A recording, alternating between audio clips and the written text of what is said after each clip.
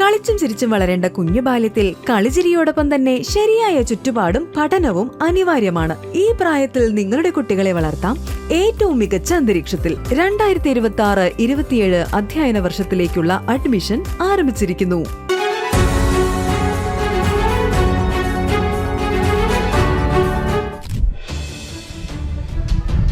Ottapalam NSS college council വിദ്യാർത്ഥികളെ suspend ചെയ്തതിനെ തുടർന്ന് കോളേജിൽ സംഘർഷാവസ്ഥ.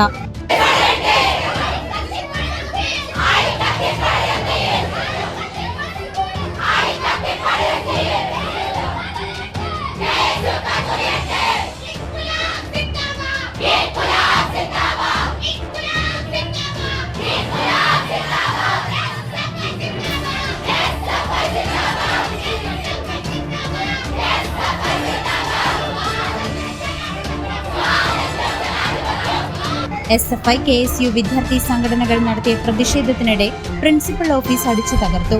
പ്രിൻസിപ്പലിന്റെ ബോർഡിന് മുകളിൽ ലോക്കൽ കമ്മിറ്റി ഓഫീസ് എന്നെഴുതിയ ബോർഡ് സ്ഥാപിച്ച് KSU പ്രവർത്തകരാണ് പ്രതിഷേധത്തിന് തുടക്കമിട്ടത്.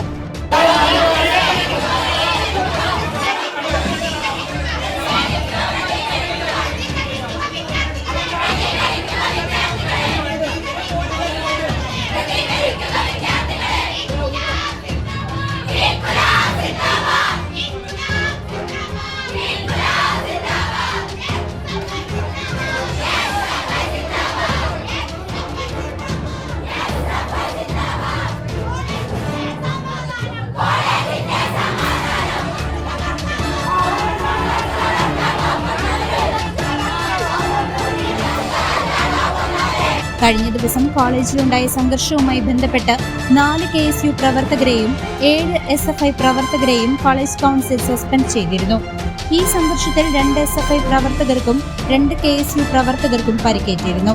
സസ്പെൻഷൻ നടപടിക്ക് പിന്നാലെ പ്രിൻസിപ്പൽ ഓഫീസിലെത്തിയ KSU പ്രവർത്തകർ ഓഫീസിനുള്ളിലെ ടേബിൾ അടിച്ചു തകർത്തു.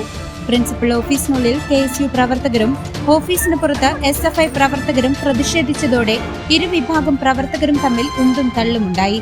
സസ്പെൻഡ് ചെയ്ത SFI പ്രവർത്തകരെ തിരിച്ചെടുക്കണമെന്നാണ് SFI പ്രവർത്തകരുടെ ആവശ്യം. അതേസമയം KSU വനിതാ നേതാവിനെ മർദ്ദിച്ച സംഭവത്തിൽ SFI പ്രവർത്തകർക്കെതിരെ നടപടി കൂടുതൽ കടുപ്പിക്കണമെന്നാണ് KSU ആവശ്യപ്പെടുന്നത്. കൂടാതെ പ്രിൻസിപ്പൽ SFIക്ക് സംരക്ഷണം നൽകുകയാണെന്നും KSU ആരോപിച്ചു. സംഘർഷാവസ്ഥയെ തുടർന്ന് പോലീസ് സ്ഥലത്തെത്തിയിട്ടുണ്ട്. സ്ഥിതിഗതികൾ ശാന്തമാക്കാനുള്ള ശ്രമങ്ങൾ തുടരുകയാണ്. News desk CCTV.